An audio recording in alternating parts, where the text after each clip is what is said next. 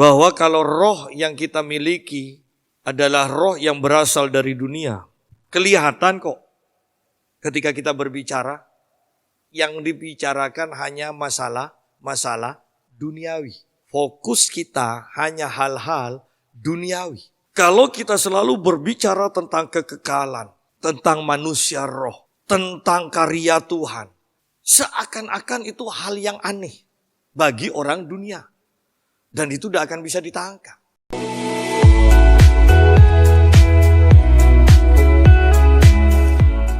Shalom. Mari bersama kita membuka Alkitab kita di dalam 1 Yohanes pasal yang keempat. 1 Yohanes pasal yang keempat. Ayat yang pertama sampai ayat yang keenam. Tadi pagi kita sudah bahas tentang antikris. Dan sekarang kita akan bahas juga roh antikris. 1 Yohanes 4 ayat yang pertama sampai ayat yang keenam. Saudara-saudaraku yang kekasih, janganlah percaya akan setiap roh. Tetapi ujilah roh-roh itu, apakah mereka berasal dari Allah? Sebab banyak nabi-nabi palsu yang telah muncul dan pergi ke seluruh dunia. Demikianlah kita mengenal roh Allah. Setiap roh yang mengaku bahwa Yesus Kristus telah datang sebagai manusia, berasal dari Allah. Dan setiap roh yang tidak mengaku Yesus tidak berasal dari Allah. Terjemahan yang lebih tepat mengatakan, dan setiap roh yang tidak mengaku Yesus datang di dalam daging tidak berasal dari Allah. Roh itu adalah roh antikristus, dan tentang dia telah kamu dengar bahwa ia akan datang. Dan sekarang ini ia sudah ada di dalam dunia. Kamu berasal dari Allah, anak-anakku, dan kamu telah mengalahkan nabi-nabi palsu itu. Sebab roh yang ada di dalam kamu lebih besar daripada roh yang ada di dalam dunia. Mereka berasal dari dunia, sebab itu mereka berbicara tentang hal-hal duniawi, dan dunia mendengarkan mereka. Kami berasal dari Allah. Barang siapa mengenal Allah, ia mendengarkan kami. Barang siapa tidak berasal dari Allah, ia tidak mendengarkan kami. Itulah tandanya roh kebenaran dan roh yang menyesatkan. Nah,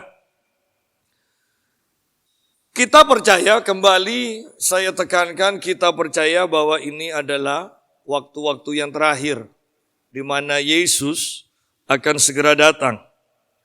Dan tentunya sebelum Yesus datang, maka segala bencana, segala peperangan, ya itu akan dinyatakan.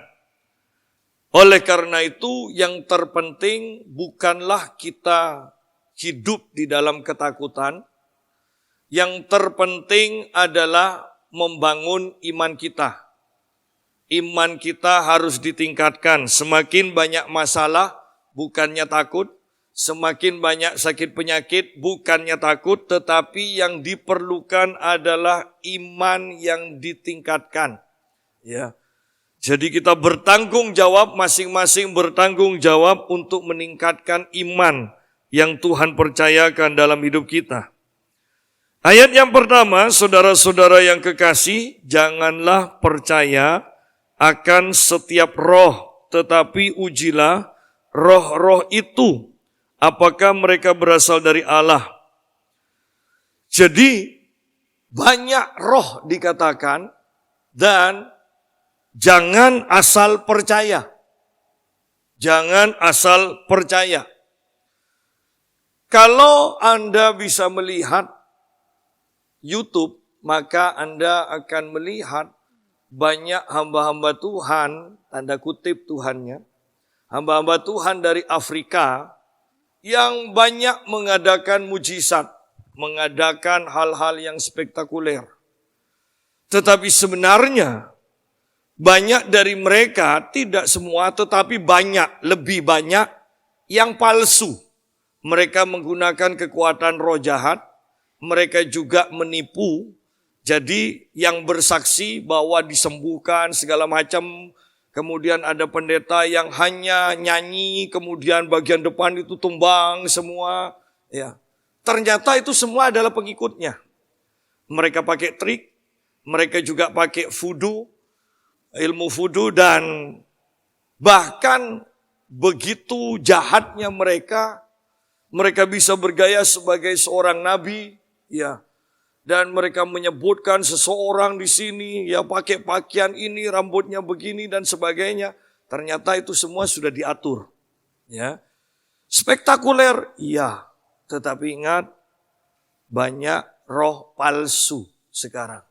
Roh antikris sedang dilepaskan. Di sini dikatakan, saudara-saudaraku yang kekasih, janganlah percaya akan setiap roh, tetapi ujilah roh-roh itu. Sekarang saya melihat banyak hamba Tuhan kalau mendoakan orang sakit atau ngusir setan, tangannya bisa gemeteran begini. Ya. Bahkan ada yang sampai ditarik, orang itu dari jauh bisa ikut. Ya. Gemeteran. Yang saya mau katakan begini. Bahwa Tuhan hanya mengatakan tumpangkan tangan pada orang sakit. Ada yang sampai dipukul duk. Tuhan hanya mengatakan tumpangkan tangan pada orang sakit. Bahwa tidak dibutuhkan ekspresi yang berlebihan dari seorang hamba Tuhan untuk menarik perhatian orang-orang kepada dirinya. Seharusnya sebagai hamba Tuhan yang dipenuhi oleh Roh Allah, ada ketenangan, ada kemampuan untuk mengarahkan perhatian orang-orang kepada Tuhan, bukan kepada dirinya. Kalau Anda perhatikan lucu-lucu, ada hamba Tuhan yang sampai bawa palu besar, katanya setan tuh harus dipalu, ya, macam-macam. Tetapi saya mau katakan, kok bisa percaya? Inilah roh. Ketika pikiran seseorang sudah dikuasai, diselubungi roh, dia tidak akan bisa melihat secara logika. Oleh karena itu sungguh-sungguh kita harus hati-hati, ini akan semakin banyak. Akan semakin banyak. Saudara-saudaraku yang kekasih, janganlah percaya akan setiap roh.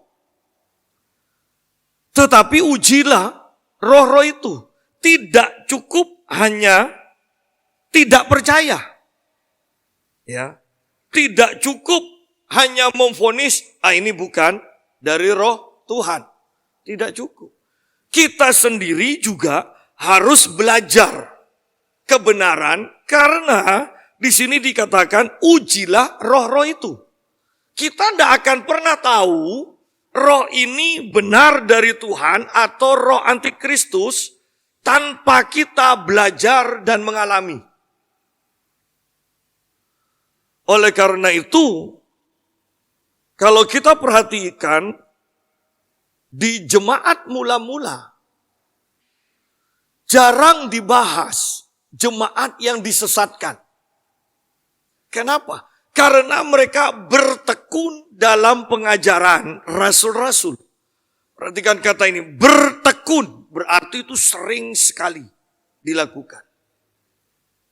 Sehingga sukar untuk menerima atau untuk kita melihat mereka itu disesatkan. Di sini dikatakan ujilah roh-roh itu. Berarti kita sudah tahu kebenaran dan hidup dalam kebenaran. Sehingga ketika ada roh yang tidak benar, kita sungguh-sungguh bisa mengetahuinya. Sungguh, kalau kita tidak hati-hati di akhir zaman, maka di detik-detik terakhir ini kita bisa disesatkan.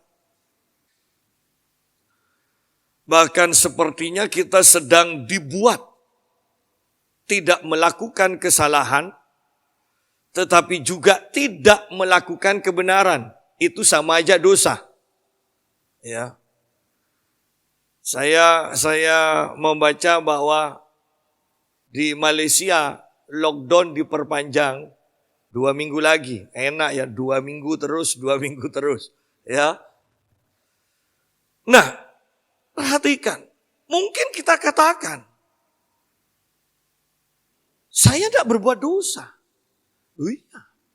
Tapi ketika di rumah terus, sedangkan kita tahu ini hari-hari yang terakhir, seharusnya ada sesuatu yang dikerjakan untuk Tuhan. Bukankah dosa ketika kita tahu ada sesuatu dan harus dilakukan, tetapi kita tidak melakukan? Kita dipaksa untuk menjadi pasif. Ini bahayanya. Tetapi ujilah roh-roh itu, apakah mereka berasal dari Allah. Sebab banyak nabi-nabi palsu yang telah muncul dan pergi ke seluruh dunia. Ujilah roh-roh itu, apakah mereka berasal dari Allah. Nah, roh-roh ini, roh antikris ini, bekerja melalui nabi-nabi palsu. Anda perhatikan bahwa nabi-nabi palsu ini muncul dan pergi ke seluruh dunia. Betapa giatnya mereka. Mereka pergi ke seluruh dunia untuk menyesatkan bangsa-bangsa. Sedangkan kita, Anda lihat, kita hanya fokus untuk menghidupi diri sendiri. Tidak fokus juga pada amanat agung. Pergilah ke seluruh dunia, beritakan Injil, kata Tuhan.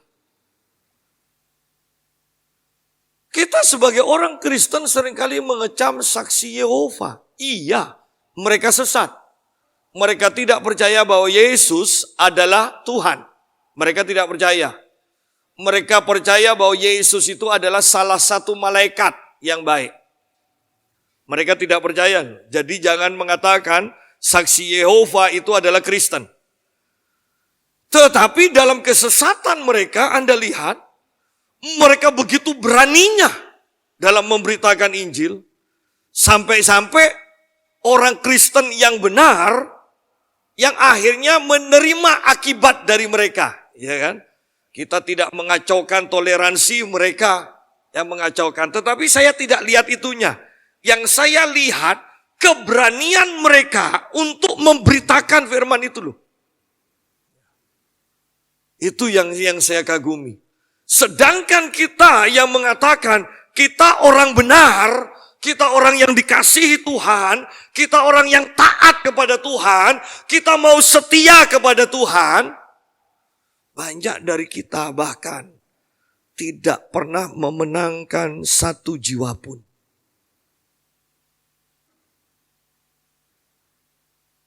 Lalu, mana yang benar, mana yang salah?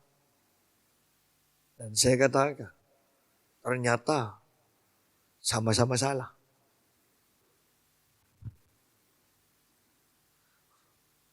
Mari kembali lihat di sini. Sebab banyak nabi-nabi palsu. Ingat di awalnya kita sedang berbicara tentang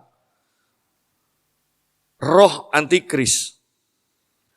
Tentang roh yang bekerja. Janganlah percaya akan setiap roh. Berarti ada roh yang bekerja. Dan di sini ada roh palsu yang bekerja di dalam nabi-nabi palsu. Tetapi Anda harus perhatikan, mereka begitu giatnya bekerja.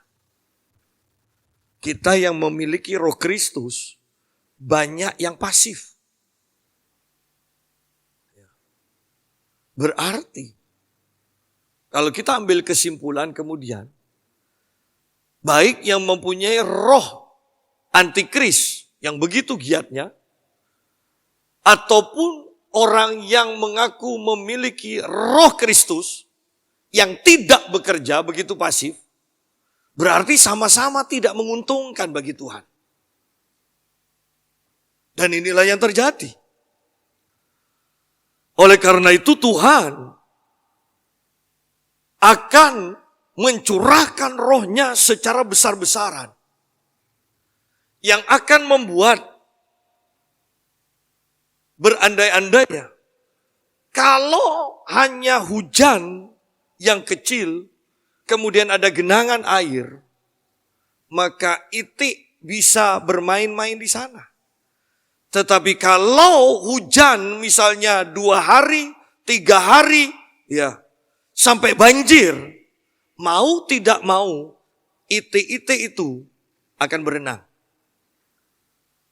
Oleh karena itu saya membayangkan Tuhan sepertinya, ingat loh ya, ini bukan doktrin, tanda kutip supaya kita bisa mengerti. Sepertinya Tuhan gregetan. Sehingga dia akan mencurahkan rohnya sedemikian rupa, sehingga Alkitab katakan kepada semua orang. Sehingga mereka akan bermimpi. Kalau sudah bermimpi, berarti mereka itu dalam keadaan pasif. Tuhan paksa untuk menerima firman-Nya. Kalau sudah bermimpi, mereka biasanya ketika mimpi itu begitu nyatanya. Mau tidak mau, mereka akan berpikir apa arti mimpi itu. Mau tidak mau, mereka akan digerakkan dengan gairah untuk menceritakan mimpi itu. Anda bisa bayangkan sampai-sampai kepada anak-anak muda, Tuhan akan berikan penglihatan dan nubuatan kepada anak-anak dan anak-anak remaja. Namanya anak-anak kecil dan anak-anak muda mendapatkan nubuatan, mereka akan bernubuat dengan berani. Orang yang sudah mapan, walaupun roh nubuat bekerja, mereka akan paksa untuk diam. Bisa bayangkan remaja yang ketika bermain kemudian dapat penglihatan langsung. Dia pasti tidak akan menahan dan tidak bisa menahan mulutnya untuk tidak menceritakan apa yang dia lihat. Tetapi saya membayangkan bahwa ini terjadi karena kita sudah tahu kebenaran tetapi tidak bergerak di dalam kebenaran.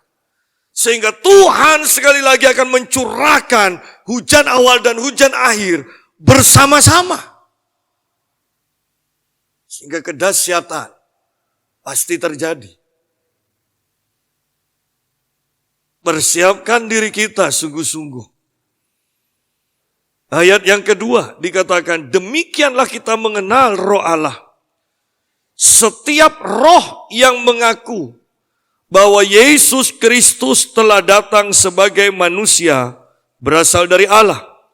Dan setiap roh yang tidak mengaku Yesus datang sebagai manusia tidak berasal dari Allah. Jelas, sederhana. Berarti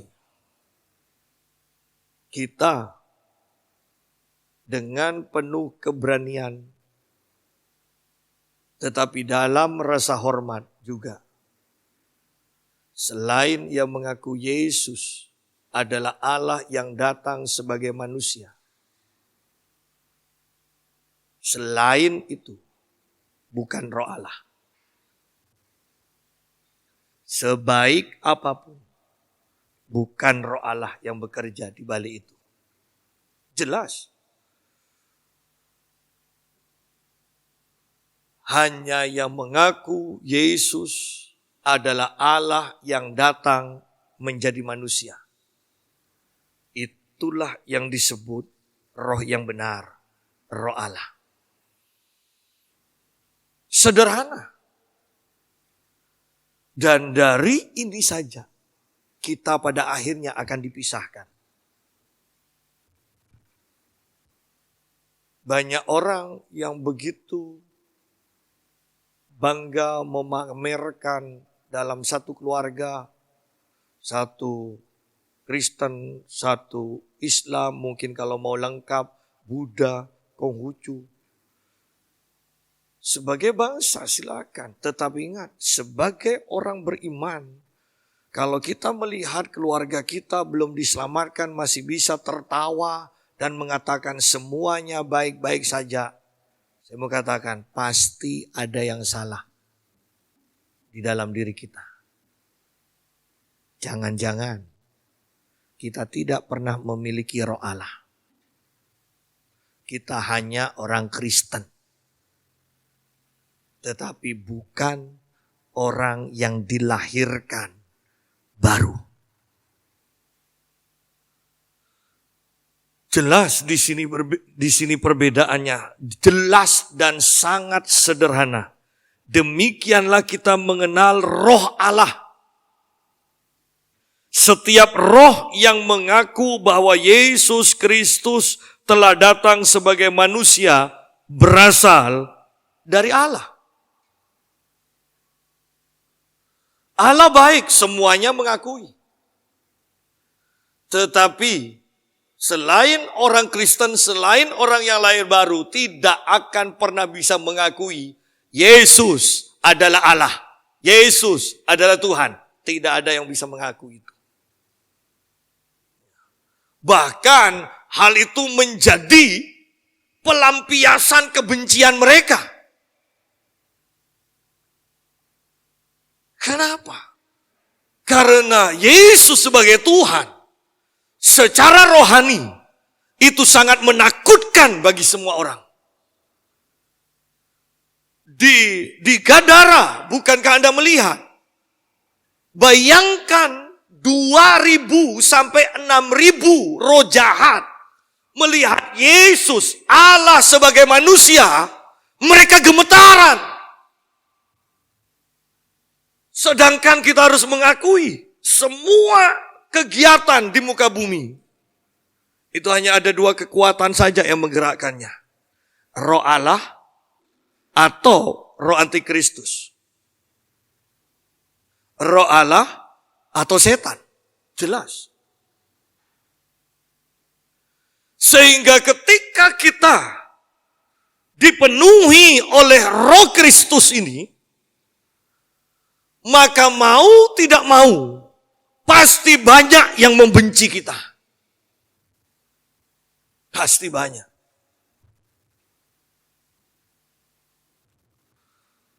Berapa banyak bahkan di dalam kekristenan kita, hamba-hamba Tuhan yang dipakai Tuhan luar biasa. Mereka dibenci juga oleh hamba-hamba Tuhan yang mengaku pendeta Kristen. Berapa banyak? Karena di sini yang berperan besar adalah yang bekerja di balai itu. Apakah sungguh-sungguh roh Allah atau setan yang bekerja?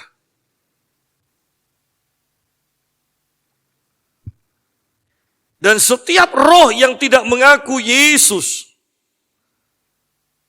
datang sebagai manusia tidak berasal dari Allah. Berarti kalau tidak berasal dari Allah, roh apa? Sudah jelas. Apakah setan bisa memimpin kita melakukan kebaikan? Oh iya, bisa. Tetapi dia tidak bisa memimpin kita untuk melakukan kebenaran. Karena dia bapak segala pendusta. Bukankah kebaikan bisa didustakan? Bisa. Bahkan banyak orang berbuat baik satu dengan yang lain. Karena ada maksud-maksud tertentu di balik itu. Berarti ini tidak benar sudah. Kebenaran, segala sesuatu dilakukan di dalam kasih. Itu berbeda.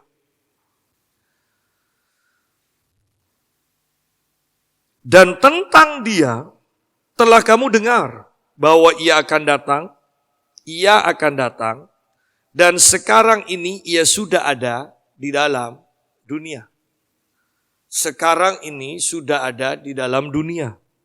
Roh antikris sudah ada di dalam dunia sejak zaman Rasul Yohanes. Berarti sekarang roh antikris ini juga tetap ada dan semakin kuat pengaruhnya. Bukankah kalau kita perhatikan seperti yang saya ceritakan, bahwa ada gerakan yang ingin membunuh sepertiga manusia di muka bumi? Bukankah kita sudah lihat, bisa melihat, pasti ini bukan dari Roh Allah. Kok bisa tiga-tiganya sepertiga manusia di muka bumi akan dimusnahkan? Jelas-jelas dalam seminar itu dikatakan bahwa virus yang kita alami ini bukan dari virus, bukan bakteri, dikatakan. Ini perang kimia.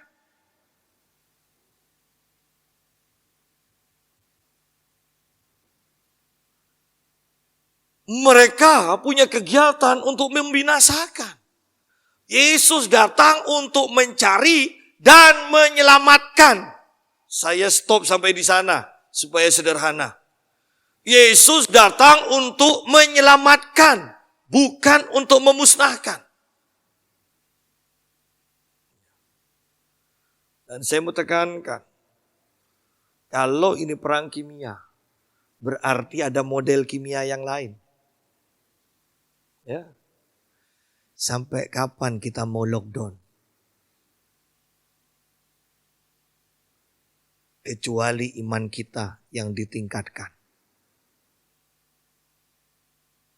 Kalau Anda tidak meningkatkan iman dan sembunyi terus, saya takut orang Indonesia nanti tidak ada yang berkulit sawo matang. Semuanya pucat. Sembunyi di kamar terus. Dan apakah kita akan menggenapi bahwa di akhir zaman banyak orang akan mati karena ketakutan? Apakah kita akan menggenapi itu? Ataukah kita akan menjadi tokoh-tokoh kebangunan rohani di akhir zaman ini? Pilih sendiri. Ia akan datang dan sekarang ini ia sudah ada di dalam dunia. Tadi pagi kita membaca di dalam 1 Yohanes 2 ayat yang ke-18. Anak-anakku, waktu ini adalah waktu yang terakhir.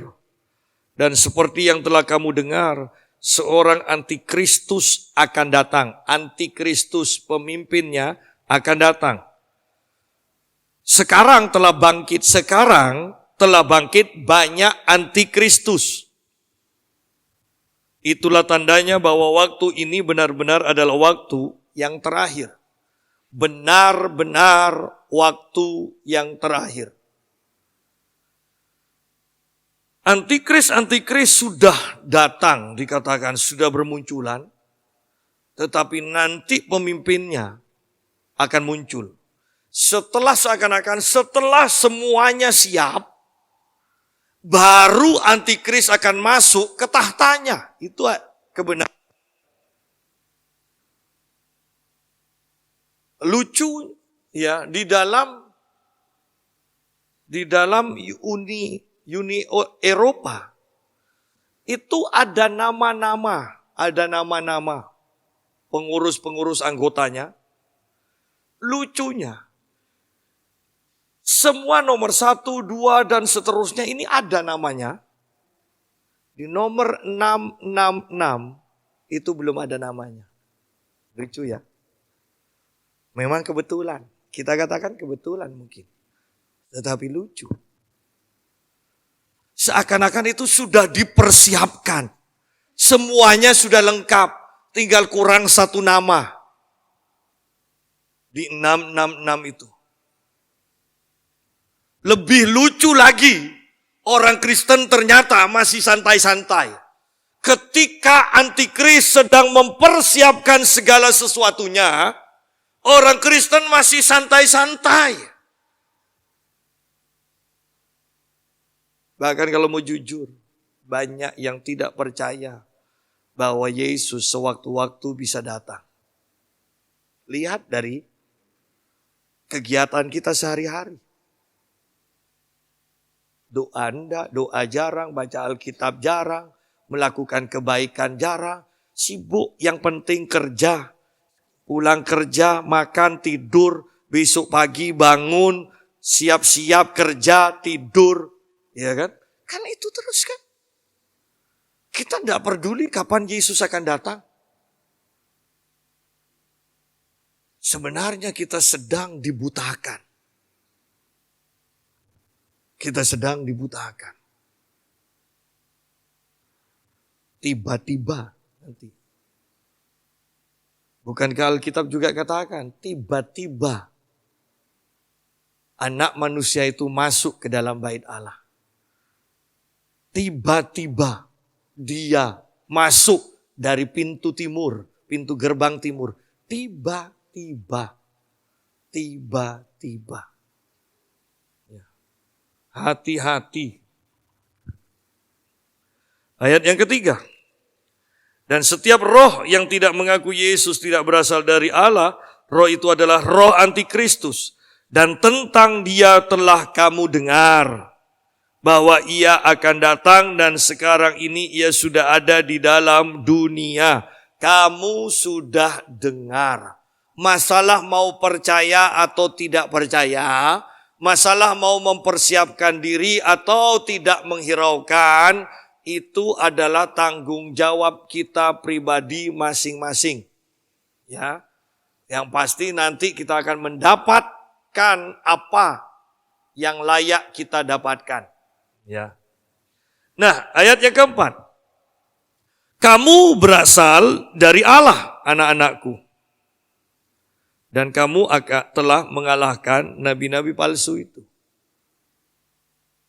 Bahwa melalui ayat ini, kalau kita mempelajari tentang akhir zaman, sepertinya hanya masalah ketakutan saja. Ya.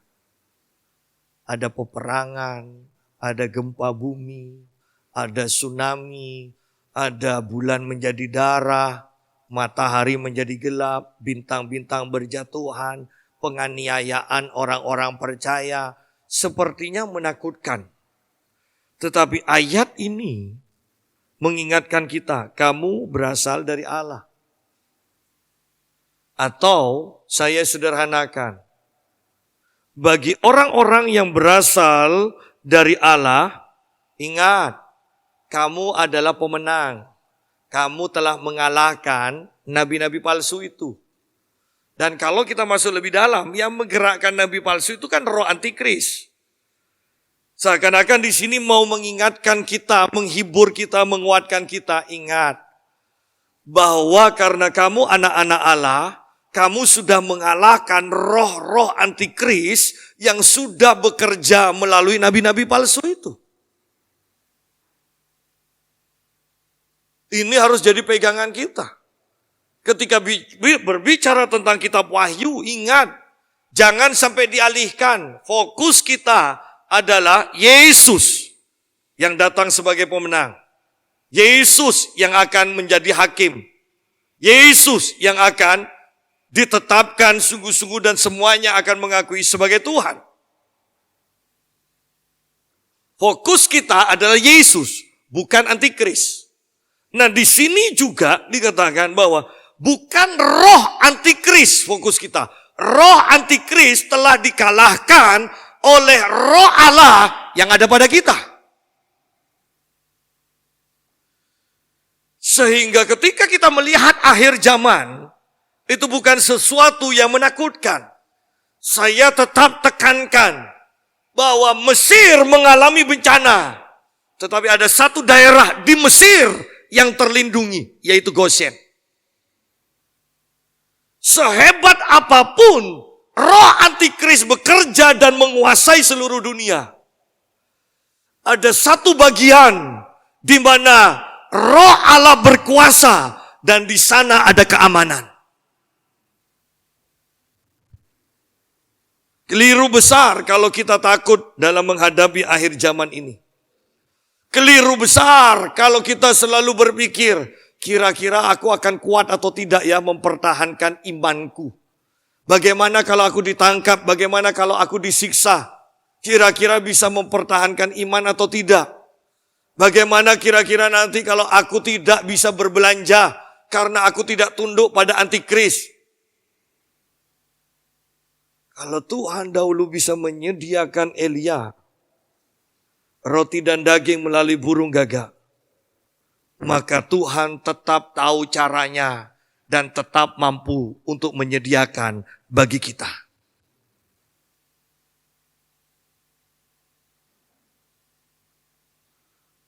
Bahkan istilah saya yang Tuhan tidak lakukan ketika diuji oleh setan. Kalau memang kau anak Allah, ubah batu ini menjadi roti. Kira-kira Tuhan Yesus bisa ubah atau enggak? Bisa. Hanya tidak dia lakukan. Semakin kita menyadari kedahsyatan kuasa Tuhan, maka kita akan semakin tenang. Tetapi kalau kekristenan kita hanya sekedar agama, maka kita akan takut untuk memasuki akhir zaman. Kita pasti takut. Menghadapi ekonomi saja, banyak orang sudah bingung. Ingat, belum bintang-bintang berjatuhan loh ya. Belum bintang-bintang berjatuhan. Belum tsunami besar-besaran. Dan lucunya, sekarang kita selalu mendengarkan kabar tentang gempa yang akan disusul tsunami. Ya. Kalau ini terjadi, itu akan dahsyat kerusakannya, tetapi ingat janji Tuhan. Bumi tidak akan dihancurkan, tidak akan dilenyapkan oleh air lagi. Bumi akan dilenyapkan oleh api. Anda bisa bayangkan berarti, kalau tsunami yang dahsyat saja itu terjadi dan belum memusnahkan semuanya. Masih ada api yang akan Tuhan turunkan untuk menghancurkan semuanya. Kalau kita sekarang tidak sungguh-sungguh menyadari akan kedahsyatan Tuhan, kuasa Tuhan, kasih Tuhan, kebaikan Tuhan, dan semuanya itu disediakan untuk kita, maka kita tidak akan berdaya di akhir zaman. Tetapi kalau kita tahu, seperti bangsa Israel tahu, bahwa dia umat kesayangan Allah, maka di Goshen ada keselamatan. Di akhir zaman pun, selama Roh Allah itu tinggal di dalam kita, maka kita aman. Lihat ayat selanjutnya di sini dikatakan begini. Sebab roh yang ada di dalam kamu lebih besar daripada roh yang ada di dalam dunia. Berarti roh yang ada di dalam kita juga lebih besar dari roh antikris. Roh yang ada di dalam kita lebih besar dari roh sakit penyakit. Roh yang ada di dalam kita lebih besar dari roh kemiskinan. Roh yang ada di dalam kita lebih besar daripada roh kegagalan. Roh yang ada di dalam kita lebih besar dari roh kematian. Sehingga 1 Korintus 15 mengatakan, hai maut, di manakah kemenanganmu? Dan ayat yang ke-57 dari 1 Korintus 15 mengatakan, syukur kepada Allah yang di dalam Yesus memberikan kemenangan kepada kita. Di dalam Yesus, Allah memberikan kemenangan atas sakit penyakit. Di dalam Yesus, Allah memberikan kemenangan atas kemiskinan. Di dalam Yesus, Allah memberikan kemenangan atas kegagalan. Sehingga puncaknya dikatakan, hai maut, itu musuh yang terbesar. Itu musuh yang terhebat. Hai maut, di manakah kemenanganmu? Artinya, maut, engkau sudah kalah. Dan kemenangan Yesus berikan pada kita. Sekarang kita melihat kesamaannya. Sebab roh yang ada di dalam kamu lebih besar daripada roh yang ada di dalam dunia. Roh apapun itu. Aneh ya, kita sudah tahu seperti ini, tidak mau bergaul dengan Roh Kudus, itu kan aneh.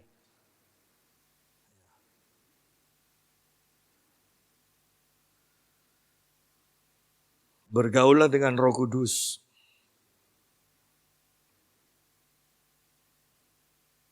Sekali-sekali engkau harus langsung berbicara, menyebut Roh Kudus itu. Roh Kudus jamah hatiku. Jangan hanya selalu kata Tuhan jamah, Tuhan jamah. Anda akan bisa bedakan ketika Anda menyebut Bapa, Anda akan peka nanti perbedaannya. Dibandingkan ketika Anda menyebut Yesus, Anda akan bisa membedakan perbedaannya dengan menyebut Roh Kudus. Tidak ada yang salah, tetapi ingat, kehadiran pribadi ini ada bedanya, walaupun itu begitu tipisnya. Hanya orang yang peka yang bisa membedakan ini hadirat Bapa, hadirat Tuhan Yesus, atau hadirat Roh Kudus. Hanya orang yang bergaul karib yang bisa membedakannya. Anda bisa membedakan sungguh-sungguh perasaan yang berbeda ketika engkau memanggil Bapa, atau memanggil Yesus, atau memanggil Roh Kudus. Itu akan menambah kepekaan Anda.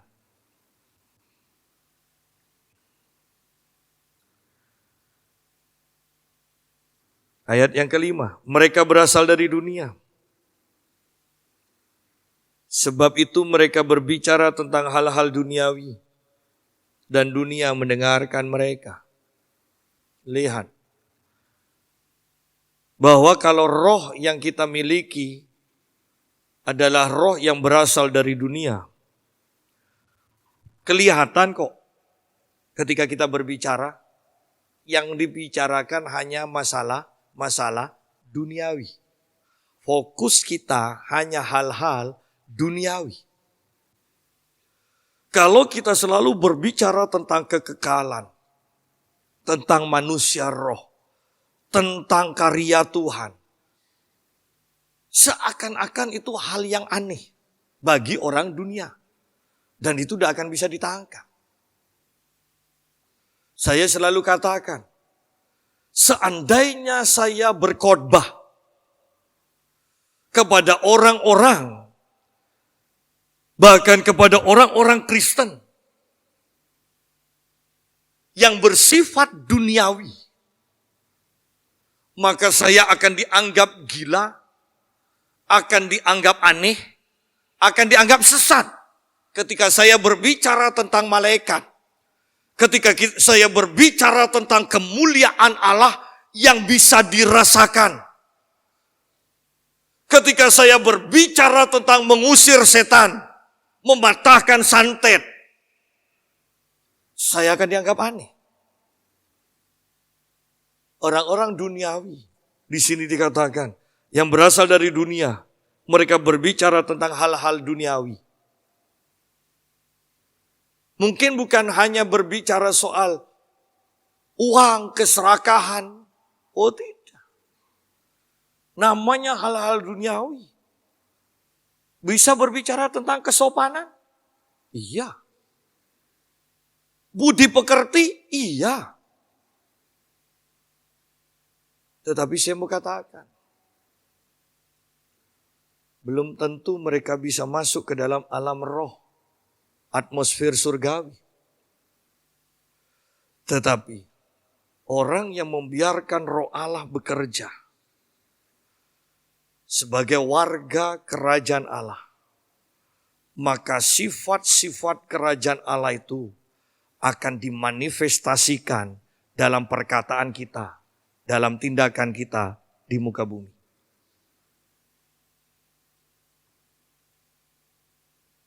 Sidang jemaat, mereka berasal dari dunia, sebab itu mereka berbicara tentang hal-hal duniawi. Mereka selalu fokusnya kalau tidak bekerja. Tidak bekerja mati-matian. Tidak akan dapat berkat. Padahal Tuhan itu menyuruh kita bekerja bukan bekerja mati-matian. Anda ditetapkan Tuhan bekerja supaya tidak menjadi batu sandungan. Kok orang Kristen itu malas-malas. Tetapi masalah berkat kehidupanmu itu dari Tuhan. Oleh karena itu saya selalu katakan terbukalah. Dengan cara apapun, bagaimanapun Tuhan memberkati kita. Kan kita sering terjebak dengan pola pikir duniawi. Bahwa kalau kita bekerja di kantor A, maka pendapatan kita hanya dari kantor A ini. Kita tidak bisa dan tidak terbuka dengan pola pikir surgawi bahwa kita bisa bekerja di kantor A, ya kita mendapatkan upah dari kantor A untuk kehidupan kita, tetapi ingat bahwa kita menjalankan perintah Tuhan untuk bekerja, maka Tuhan juga akan memberikan berkat-berkatnya atas ketaatan kita. Dia akan bisa memberikan berkat dari berbagai tempat, berbagai orang dalam jumlah apapun juga. Tetapi, saya mau katakan, orang-orang yang berasal dari dunia tidak bisa menangkap pengertian yang kedua ini loh. Bahwa Tuhan bisa menambah berkat dari orang lain, dari tempat lain, dan sebagainya. Mereka fokus, ini pola pikir dunia seperti ini. Kalau kamu bekerja di A, ya A dapatnya dari A. Itu aja. Tetapi, ketika kita sungguh-sungguh dengan Tuhan, maka berkat kita dari Tuhan. Cara kerja, pola pikir surgawi itu harus menguasai kehidupan kita. Ketika orang-orang mengatakan virus-virus semuanya, kalau memang terpapar pasti sakit. Oh iya, itu pola pikir duniawi, salah. Tidak salah. Tetapi ada pola pikir yang lain, pola pikir surgawi. Yang akan mengizinkan intervensi surga itu berkarya atas kehidupan kita. Bahkan dikatakan ketika aliran sungai itu mengalir, ikan-ikan model-model terbaru itu bermunculan. Anda lihat di sana. Bukan hanya ikan kecil menjadi ikan besar, tetapi ikan-ikan model baru itu bermunculan karena aliran sungai itu. Dan keinginan Tuhan adalah aliran sungai kehidupan itu juga mengalir atas kehidupan kita.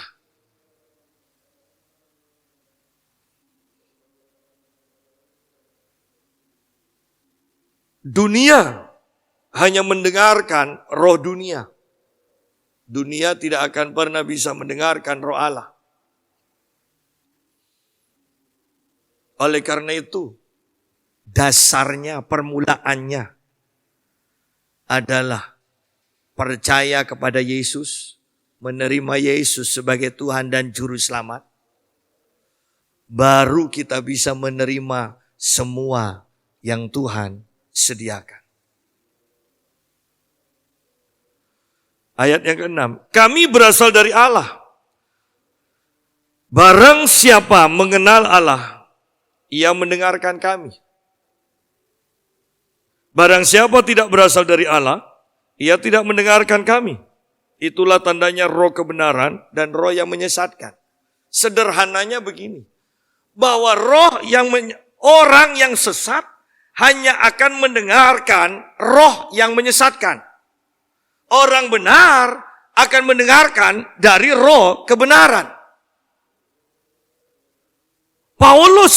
Yohanes sendiri mengatakan, kami berasal dari Allah. Barang siapa mengenal Allah, ia mendengarkan kami. Orang yang tidak mendengar Allah, tidak akan bisa, tidak akan mau mendengarkan Rasul Yohanes berbicara.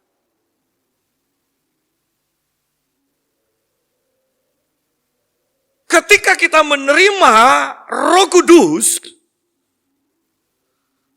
maka Anda akan mengetahui apa yang saya khotbahkan ini benar dari Tuhan atau tidak.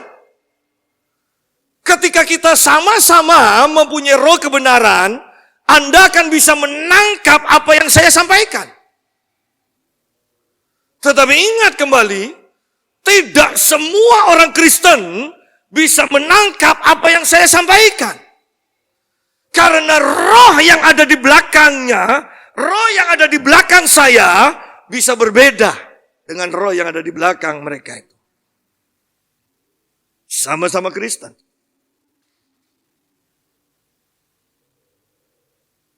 Pak Yusak, yang penting kan sama-sama percaya kepada Yesus. Yesus yang bagaimana kembali? Yesus yang tidak berubah, dahulu, sekarang, dan selama-lamanya? Atau Yesus yang berubah-ubah? Dulu menyembuhkan, sekarang tidak menyembuhkan. Dulu Yesus melalui rohnya memberikan karunia roh, sekarang karunia roh sudah diangkat. Yang mana? Yesusnya sama. Tetap akan terjadi pemisahan antara yang cemar dan yang kudus. Akan terjadi pemisahan. Sesama orang Kristen pun pasti akan terjadi pemisahan. Buktinya nanti akan terjadi ke orang-orang Kristen yang tidak percaya mujizat, orang Kristen yang tetap percaya mujizat. Orang Kristen yang percaya Yesus tidak menyembuhkan, orang Kristen yang percaya Yesus menyembuhkan. Akan terjadi seperti itu. Orang Kristen yang percaya perpuluhan tidak usah diberikan lagi. Orang Kristen yang percaya perpuluhan harus tetap diberikan. Orang Kristen yang percaya bahwa doa itu sangat penting, bahwa kita harus berdoa 1 jam, minimal 1 jam. Dan orang yang mengatakan, untuk apa berdoa? Sebelum berdoa aja Tuhan sudah mengerti apa yang akan kita doakan. Percuma berdoa. Akan terjadi pemisahan seperti itu. Dalam kekristenan aja terjadi pemisahan. Ada yang percaya menikah 1 kali untuk seumur hidup. Ada yang percaya bahwa, tidak apa-apa kalau sudah cerai. Kawin lagi. Ada. Bukankah akan terjadi pemisahan di akhir zaman ini? Akan terjadi pemisahan. Oleh karena itu, saya menekankan begini. Kalau kita rajin berdoa dan kita semua membaca, menghafal, merenungkan firman Tuhan, Anda akan bisa membedakan mana yang benar, mana yang salah.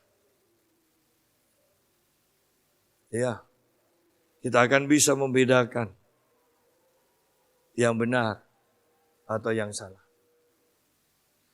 Selama kita hidup benar, jangan takut untuk dikepung oleh ketidakbenaran. Sekalipun uang palsu lebih banyak daripada uang asli, tetap yang punya nilai adalah uang yang asli. Jangan berpatokan pada banyak sedikitnya jumlah. Saya selalu tekankan, saya tidak tertarik dengan suara terbanyak. Saya tertarik pada otoritas, saya tertarik kepada kebenaran. Tuhan Yesus tidak pernah menang selagi dia di muka bumi. Dia tidak pernah menang pemungutan suara. Dia pasti kalah. Dimanapun dia melayani, dia pasti kalah kalau pemungutan suara. Ingat, jangan terjebak dengan suara terbanyak. Pak, tapi kebanyakan orang yang akan terima begini, belum tentu itu kebenaran versi Allah. Yang kita harus pegang di akhir zaman adalah kebenaran versi Allah. Kebenaran Allah sendiri. Maka kita akan selama-lamanya siap. Kapanpun Yesus datang, kita akan diselamatkan. Tuhan memberkati.